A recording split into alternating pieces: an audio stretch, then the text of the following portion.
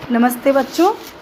पिछली क्लास में हमने एक्विनास के विधि संबंधित विचारधारा को पढ़ा था, जिसमें हमने पढ़ा कि एक्विनास ने कानून के 4 प्रकार बताए: शाश्वत कानून, प्राकृतिक कानून, मानवीय कानून और दैवीय कानून। जिसमें हमने प्राकृतिक कानून को पढ़ा और मानवीय कानून को पढ़ा। जिसमें मानवीय कानून के बारे में एक्विनास ने विस्तार से विवेचन किया है कि मानवीय कानून क्या होता है, मानवीय कानून की विशेषताएं क्या होती है। मानवीय कानून जो कि मनुष्य द्वारा समाज में शांति बनाए रखने के लिए बनाए गए होते हैं। ये एक प्रकार की दंड व्यवस्थाएं होती है जो समाज में भय बनाए रखते हुए शांति का वातावरण स्थापित करने में मदद करते हैं। क्योंकि मानवीय कानूनों का निर्माण मनुष्यों ने अपनी बुद्धि से किया है, लेकिन फिर भी एक्विनास ने मानवीय और प्राकृतिक कानून में संबंध बताया और कहा है कि ये एक दूसरे के पूरक होते हैं। तो यहाँ पर हम देखते हैं मानवीय कानून के बारे में जो विशेषताएं एक्विनास ने बताई है, उनमें से निम्नलिखित है। पहली विशेषता है मानवीय कानून विवेक पर आधारित घोषणाएं हैं। एक्विनास ने अपनी कानून संबंधित विचारधारा में आदर्शवाद को अपनाया है और इस बात का प्रतिपादन किया है कि मानवीय कानून राज्य या शासन की मनमानी पर नहीं बल्कि उसके विवेक पर आधारित उद्घोषणाएं हैं। इसलिए एक्विनास ने कहा है कि ये राज्य की इच्छा, आदेश या कानून जो है वो विवेक पर आधारित नहीं है, तो वह कानून नहीं है बल्कि वह एक अधर्म है, दुराचार की तरह उसने बताया है। तो इस संबंध में एक्विनास ने कहा है कि सत्ता केवल उसी को शक्ति प्रदान करते हैं जो कि न्याय युक्त है, जो विवेक युक्त है, जो उचित है। दूसरी विशेषता है मानवीय कानून सकारात्मक विधियां हैं। मानवीय कानून ऐसी सकारात्मक विधियां हैं जो किसी समय विशेष पर मानवीय आवश्यकताओं के लिए निर्मित की जाती है। उसके अनुसार यह 2 प्रकार की विधियां हैं, एक नागरिकों के लिए और दूसरी राष्ट्रों के लिए। तो आधुनिक रूप में अगर हम कानून को समझें तो यह साधारण कानून या संवैधानिक कानून के रूप में कह सकते हैं इसको हम। ये विधियां ही उचित अनुचित, सत्य असत्य, न्याय अन्याय, अच्छाई बुराई के मापदंडों को निर्धारित करती है। तीसरी विशेषता एक्विनास ने बताई है कि मानवीय कानून सामान्य हित की पूर्ति के साधन है। मानवीय कानून किसी व्यक्ति विशेष या विशिष्ट वर्ग के हितों की पूर्ति नहीं बल्कि समस्त समुदाय के सामान्य हितों की पूर्ति के साधन होते हैं। उसके अनुसार मानवीय कानून निष्पक्षता के साथ समस्त जनता के हितों की रक्षा और उसकी वृद्धि करते हैं। चौथी विशेषता मानवीय कानून लौकिक क्षेत्र तक ही सीमित होते हैं। एक्विनास के अनुसार शाश्वत कानून, प्राकृतिक कानून और दैवीय कानून लौकिक जीवन के साथ साथ परलौकिक जीवन से भी संबंधित होते हैं और दैवीय कानून का तो संबंध ही परलौकिक जीवन से ही होता है।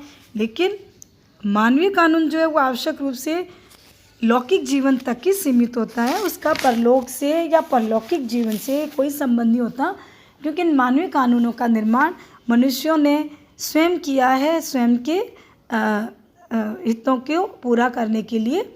मानवीय कानून की 5वीं विशेषता एक्विनास ने बताई है कि मानवीय कानून सार्वजनिक सहमति और मान्यता यानी कि जन स्वीकृति पर आधारित होते हैं। एक्विनास ने इस बात पर बल दिया है कि मानवीय कानून के पीछे सार्वजनिक सहमति और मान्यता होनी चाहिए, तभी उसे भली भांति समाज में लागू किया जा सकता है। और इन कानूनों का लक्ष्य जन कल्याण और जनता के हितों की पूर्ति होना चाहिए।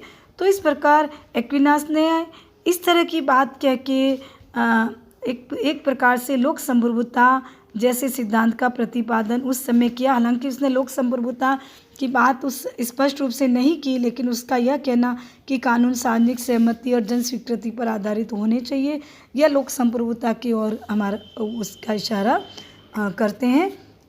मानवीय कानून की 6ठी विशेषता उसने बताई है मानवीय कानून के पीछे दंड की शक्ति होती है।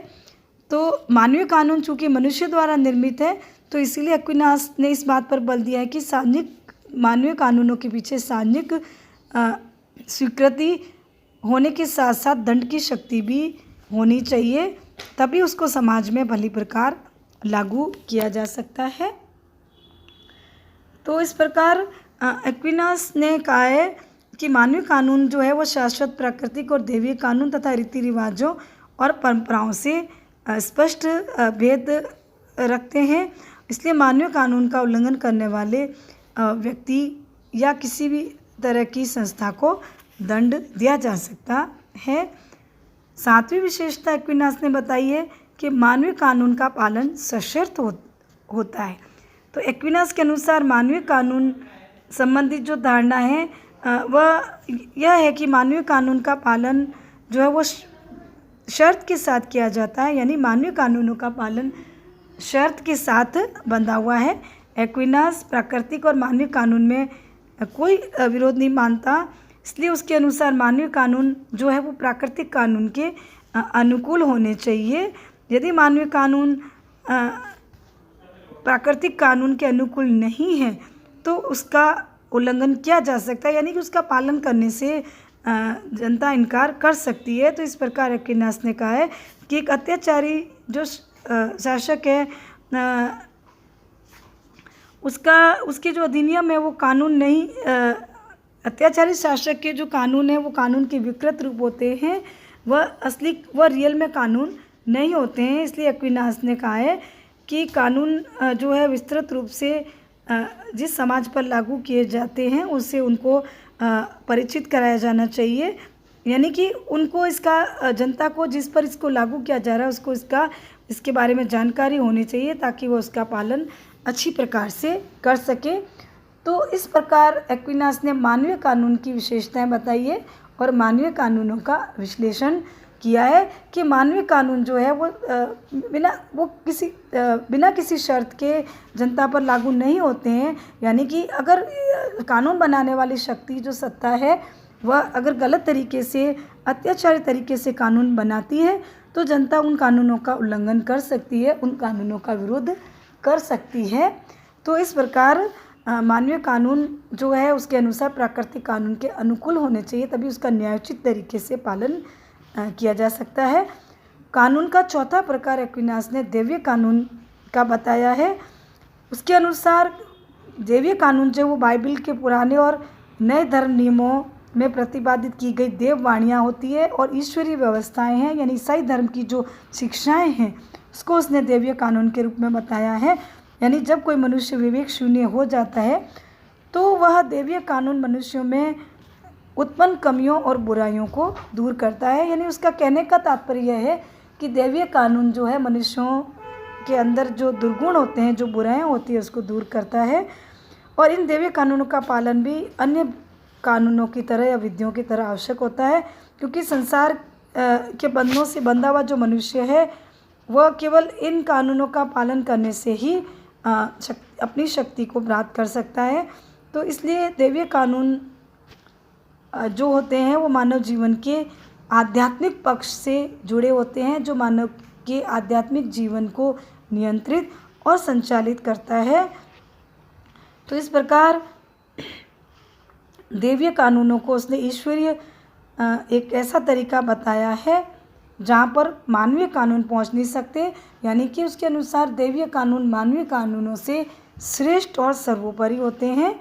तो यहाँ पर उसने दैवीय कानून प्राकृतिक कानूनों में अंतर बताया है कि दैवीय कानून सबके लिए नहीं होते हैं। जो धर्म को मानते हैं, जो धार्मिक शिक्षाओं का पालन करते हैं, वे उन कानूनों को मानते हैं और उसकी उपयोगिता समझ सकते हैं।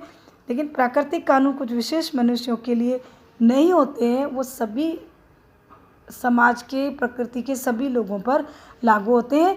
तो इस प्रकार एक्विनास ने 4 प्रकार के कानून बताए हैं। उनमें शाश्वत और दैवीय कानून का जो संबंध है वो धर्म से है, आध्यात्मिकता से होता है, जबकि प्राकृतिक कानून और मानवीय कानूनों का संबंध राजनीति और भौतिकता से होता है।